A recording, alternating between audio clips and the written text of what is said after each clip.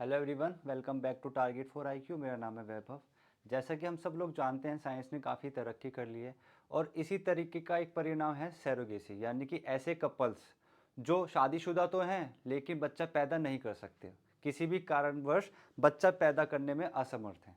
तो ऐसे में साइंस ने उनका काफ़ी मदद करी है और एक सैरोगेसी का कंसेप्ट लेकर आए हैं, जिसमें कि कपल्स जो हैं एक महिला को अप्रोच करेंगे, उसके पास जाएंगे और कॉन्ट्रैक्ट करेंगे कि आपको 9 महीने हमारा बच्चा अपनी गर्भ में रखना पड़ेगा। अगर सिंपल भाषा में बोलूं तो किराए की कोख, ठीक है, यानी कि दूसरी महिला आपके बच्चे को अपनी कोख में रख रही है 9 महीने तक, और 9 महीने के बाद जब बच्चा पैदा हो जाएगा वो बच्चा आपको सौंप दिया जाएगा और उसके बदले आपको पैसे दिए जाएंगे। ठीक, ये होता है सैरोगेसी का कंसेप्ट। बाद में इस एक्ट में, ये जो सैरोगेसी एक्ट आया था, इसमें चेंजेस लाए गए थे, जिसमें बोला गया था 2021 में कि सैरोगेसी में आप जो लेन देन कर रहे हो पैसे का, कि आप बच्चा पैदा कर रहे हो, बच्चा दे रहे हो, उसके बदले आपको पैसा मिल रहा है, इससे क्या हो रहा है, ये एक बिजनेस चल रहा था इंडिया में। तो इसको कंट्रोल करने के लिए, इस पर लगाम लगाने के लिए एक सैरोगेसी एक्ट अमेंडमेंट एक्ट 2021 आया गया था और बोला गया था कि जो सैरोगेट मदर होगी, जो बच्चा पैदा करके देगी, जिस कपल को वो बच्चा चाहिए, और सैरोगेट जो मदर होगी वो आपके क्लोज रिलेशन में ही होनी चाहिए। यानी कि अगर जो कपल है जिसको बच्चा पैदा नहीं हो रहा, वो अगर बच्चा चाहता है करना, तो जिस महिला से वो बच्चा चाहता है, जिसको चाहता है कि वो 9 महीने अपना हमारा बच्चा अपनी कोख में रखे, वो महिला आपके क्लोज रिलेशन में ही होनी चाहिए। ठीक, ऐसा ही एक केस आया सामने बॉम्बे हाई कोर्ट के, जिसमें हुआ क्या था। पहले तो आप समझिए पार्टीज कौन कौन थी, ये समझना आपके लिए इंपॉर्टेंट होगा केस समझने से पहले। पार्टी यहाँ पे हस्बैंड थे, ठीक, और वाइफ। हस्बैंड वाइफ को, ये है हस्बैंड एंड वाइफ, इनको बेबी नहीं हो रहा था, बच्चा पैदा नहीं हो रहा था। तो इन्होंने क्या करा, ये जो वाइफ है, इनकी छोटी बहन, जिसको हम बोल लेते हैं जेड, जेड बन गई थी इनकी सैरोगेट मदर। सैरोगेट मदर यानी कि इन्होंने 9 महीने तक बच्चे को अपनी कोख में रखा और बच्चा जब पैदा हो गया तो एच और डब्लू को बच्चा दे दिया था। ठीक, तो ये जेड जो थी ये डब्लू की छोटी बहन थी, यंग सिस्टर थी। तो ये 3 लोग थे इस पिक्चर में। अब हुआ क्या, बाद में कुछ ऐसे हालात हुए कि जो ये जेड है और जो हस्बैंड है, जो बच्चा पैदा हुआ, पैदा होने के बाद जेड ने और एच ने वाइफ को मना कर दिया कि अब इन बच्चों का कोई अधिकार तुम्हारा नहीं है। ठीक, कुछ ऐसी कहानी हुई जिससे कि जेड ने और एच ने बोल दिया कि जो बच्चा पैदा हुए हैं सैरोगेट से, इन बच्चों पे तुम्हारा कोई भी अधिकार नहीं है। किसका? डब्लू का। डब्लू को मना कर दिया। अब ये केस पहुंचा हाई कोर्ट, क्या फैक्ट्स थे, क्या हुआ, आइए समझते हैं। पहले समझते हैं कि सैरोगेसी जो होती है, ये तो आप समझ गए सैरोगेसी होती क्या है। अब सैरोगेसी हो कैसे कैसे सकती है, यहाँ पे 2 टाइप के बता रखा है कंसेप्ट। पहला होता है ट्रेडिशनल सैरोगेट। इस कंसेप्ट में होता क्या है, जो फादर होते हैं, ठीक, वो अपने स्पर्म डोनेट करते हैं और जो सैरोगेट मदर होती है वो अपने एग डोनेट करती है, दोनों को फर्टिलाइज किया जाता है और बेबी पैदा हो जाता है। जो ये कंसेप्ट फॉलो किया जाता है वो होता है ट्रेडिशनल सैरोगेट। जेस्टेशनल सैरोगेट्स होता है, इसमें क्या होता है, इसमें फादर और मदर अपना स्पर्म और एग को फर्टिलाइज करते हैं और जो सैरोगेट मदर होती है उनको दे दिया जाता है और वो 9 महीने तक फिर बच्चे को अपने गर्भ में रखती हैं। तो ये जो प्रोसेस होता है ये होता है जेस्टेशनल सैरोगेट्स। यानी कि ये ट्रेडिशनल सैरोगेट में 2 लोग चाहिए, एक तो हस्बैंड और एक सैरोगेट मदर। सैरोगेट मदर को मैं SM बोल रहा हूं, ठीक है। यहाँ पे 2 लोग चाहिए, बट जो जेस्टेशनल सैरोगेट्स होता है यहाँ पे 3 लोगों की आवश्यकता है।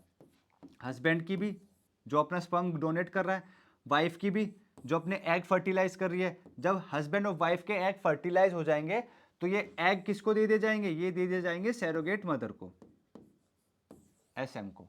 ठीक, तो यहाँ पे 3 लोगों की जरूरत पड़ती है और यहाँ पे 2 लोगों की जरूरत पड़ती है।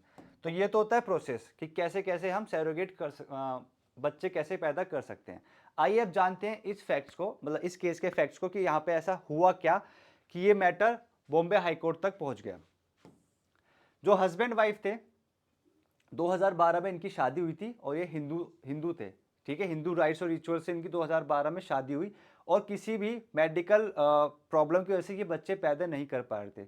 फिर इन्हें मेडिकल एडवाइस दी गई कि आप सैरोगेसी का क्यों प्रयोग करें और बच्चा पैदा करें। तो इन्होंने क्या करा, जो वाइफ थी, वाइफ की जो यंगर सिस्टर थी यानी छोटी बहन थी, उनके पास गए, उनसे बोला कि ऐसे ऐसे बात है, हम बेबी पैदा नहीं कर सकते, तो क्या आप हमारे सैरोगेट मदर बनेंगी, हमारे बच्चों की सैरोगेट मदर बनेगी। जो इनकी छोटी बहन थी, इन्होंने बोला ठीक है, मैं सैरोगेट मदर बन जाऊंगी। जैसे मैंने आपको बताया, सैरोगेसी के लिए जो सैरोगेट मदर होती है वो क्लोज रिलेशन में होना जरूरी है। तो ये क्लोज रिलेशन ही था। जो वाइफ थी, वाइफ की छोटी बहन सैरोगेट मदर बन गई। ठीक, 2019 में इनके बीच में कॉन्ट्रैक्ट हुआ और फिर स्पर्म और एग को फर्टिलाइज करके ये प्रोसेस फॉलो किया गया। जैसे ये कॉन्ट्रैक्ट इनके बीच में हुआ, फिर एक इंसिडेंट हुआ, दुर्घटना हुई। उस दुर्घटना में क्या हुआ, जो सैरोगेट मदर थी वो अपने हस्बैंड के साथ और उनकी एक बेटी थी, ये तीनों कार से जा रहे थे आगरा एक्सप्रेसवे में, बट इनका हो गया एक्सीडेंट, कार का हो गया एक्सीडेंट। उस कार एक्सीडेंट में हस्बैंड और जो उनकी बेटी थी वो मर गए, बची कौन, सिर्फ और सिर्फ सैरोगेट मदर। ठीक, इस इंसिडेंट के 4 महीने बाद उन्होंने ट्विंस डॉटर पैदा की है, यानी कि जुड़वा 2 बेटियां पैदा हुई सैरोगेट मदर के माध्यम से। From 2019 to 2021 the couple and their twins resided together in a Navi Mumbai. ठीक है, जब बच्चे पैदा हो गए, दोनों ट्विंस बेटियां पैदा हो गई, नावी मुंबई में वो रहने लगे। हस्बैंड और वाइफ स्टार्टिंग से नावी मुंबई में रहते थे, और फिर जब ये बच्चे भी पैदा हो गए और छोटी बहन के हस्बैंड और बेटी भी नहीं रहे, तो तीनों इकट्ठा रहने लगे नावी मुंबई में। However, following marital discord, the husband took the children to Jharkhand in March 2021 without informing his wife while she was at work.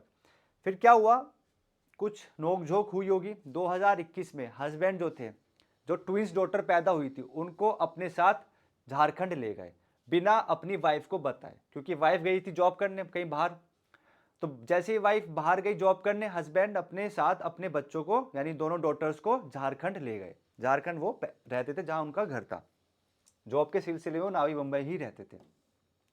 Subsequently the younger sister moved in with the husband and the twins in Ranchi. अब हुआ क्या, इसके बाद जब husband चले गए, उसके बाद जो वाइफ की छोटी बहन थी, जो सैरोगेट मदर थी, वो भी झारखंड चली गई, रांची। किनके पास, अपने मतलब जो वाइफ, जो उनकी बड़ी बहन थी, उनके हस्बैंड के साथ वहां पे ही रहने लगी। यानी कि अब झारखंड में कौन रह रहे थे, हस्बैंड, यानी कि वो जो लड़की सैरोगेट मदर थी, उनके जीजा सैरोगेट मदर रह रही है और उनके साथ जुड़वा 2 बेटियां।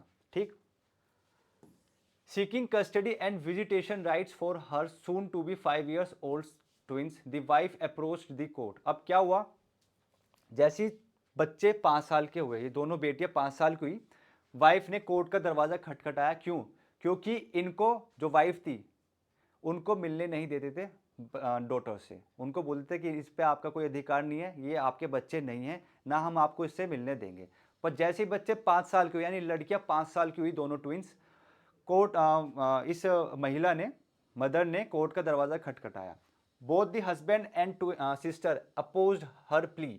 Last year lower court rejected the wife. तो जैसे ही निचली अदालत में केस चला, तो निचली अदालत ने अपना जजमेंट सुनाया, और किसके फेवर में सुनाया, हस्बैंड के फेवर में और सैरोगेट की मदर के फेवर में। यानी कि निचली अदालत ने बोल दिया कि इन बच्चों पे, इन 2 लड़कियों पे मदर का कोई भी अधिकार नहीं है। तो अधिकार किसका है, हस्बैंड का बताया, और जिन्होंने पैदा किया सैरोगेट मदर का। ठीक, इसके अपील में क्या हुआ, जो मदर थी वो पहुंच गई high court. The husband argued that since the sister was egg donor, she had a legitimate claim to be recognized as the biological parent and that his wife had no claims over the children। यानी कि जब matter high court पहुंचा, तो husband ने argue किया कि जैसे हम सब जानते हैं, ये जो सैरोगेट मदर है, इन्होंने अपने एग्स डोनेट किए हैं, क्योंकि इनके एग के बिना स्पर्म को हम कैसे फर्टिलाइज करें। तो हस्बैंड का स्पर्म था, इनका एग था, इसलिए वो फर्टिलाइज हुआ और ट्विंस डॉटर पैदा हुई। तो हस्बैंड ने बोला, ये जो एग डोनेट किया है उनकी बहन ने, उनकी बहन का ही इन बच्चों पे अधिकार है, ना कि मेरी वाइफ का। तो जो ये सैरोगेट मदर है, ये इनकी बायोलॉजिकल पेरेंट है, ना कि मेरी wife. An advocate appointed to assist the court clarified that the surrogacy agreement executed in 2018 fell under the purview of the Indian Council of Medical Research guidelines of 2005 as Surrogacy Regulation Act 2021 had not been enacted. जैसे मैंने अभी आपको इस lecture की starting बताया था कि 2021 में अमेंडमेंट आया था, ठीक, किस लिए आया था? जिससे कि ये जो बिजनेस चल रहा है कि आप बच्चा रखें, उसके 9 महीने बाद जब आप बच्चा देंगे हम आपको पैसे दे देंगे, तो ये बिजनेस को रोकने के लिए उसमें कुछ और टर्म्स कंडीशंस ऐड करने के लिए 2021 में अमेंडमेंट आया था सरोगेसी एक्ट में। तो एडवोकेट ने बोला है कि ये जो एग्रीमेंट इनके बीच में हुआ था ये 2018 में हुआ था, जो कि 2021 से पहले था, और इस एग्रीमेंट के तहत उसमें यह लिखा था कि जो सरोगेट मदर है वो अपने सारे के सारे जो पेरेंट्स के राइट होते हैं वो छोड़ देगी, यानी पेरेंट्स के जितने भी अधिकार होते हैं उनके बच्चों पे वो जो राइट होता है इस एक्ट के माध्यम से, यानी 2018 में जो एक्ट था उस एक्ट में लिखा था जो सरोगेट मदर जो बच्चे पैदा करेंगी उन बच्चों पे सरोगेट मदर का कोई भी अधिकार नहीं होगा। ठीक, ये 2018 के सरोगेसी एक्ट में लिखा हुआ था। अब जजमेंट क्या है, कोर्ट ने क्या जजमेंट अपना सुनाया? The Bombay high court on Tuesday held that egg donor may qualify as a genetic mother, यानी कि बॉम्बे हाई कोर्ट ने बोला है कि जो सरोगेट मदर होती है जो अपना एग को डोनेट करती है उनको हम जेनेटिक मदर तो कह सकते हैं, बट उनको हम बायोलॉजिकल मदर नहीं कहेंगे। बायोलॉजिकल मदर वही रहेंगी जो मदर हैं, जो सरोगेट मदर हैं उनको हम बायोलॉजिकल मदर की कैटेगरी में नहीं डाल सकते। ये बॉम्बे हाई कोर्ट ने बोला। Under the guidelines, it is clearly stated that the sperm donor shall not have parental rights or duties in relation to the child, and in that view of the matter, the younger sister of the petitioner can have no right whatsoever to intervene and claim to be biological mother of the twin daughter. तो यहाँ पे Bombay high court ने यही बोला है कि जो younger sister थी, जो उनकी सरोगेट मदर थी, उनका किसी भी प्रकार से कोई भी अधिकार उन बच्चियों पर नहीं है, उनको हम बायोलॉजिकल मदर की श्रेणी में नहीं डालेंगे। जो मदर है यानी कि जो हस्बैंड की वाइफ थी उनको ही हम बायोलॉजिकल मदर बोलेंगे, ना कि जो सरोगेट मदर थी। तो बॉम्बे हाई कोर्ट ने यह बोला, और साथ ही साथ जो कस्टडी थी बच्चों की वो मदर को दी गई, और यह भी बोला कि अगर आप टाइम टू टाइम जाकर मिलना चाहते हैं तो आपको किसी भी प्रकार से कोई नहीं रोक सकता। ठीक, तो ये एक जजमेंट था जिसमें बोला गया था कि किन को हम बायोलॉजिकल मदर मानेंगे और किन को नहीं मानेंगे। आई होप आपको केस समझ में आया होगा और सरोगेसी क्या होती है ये भी समझ में आया होगा। मिलते हैं नेक्स्ट वीडियो में। Thank you.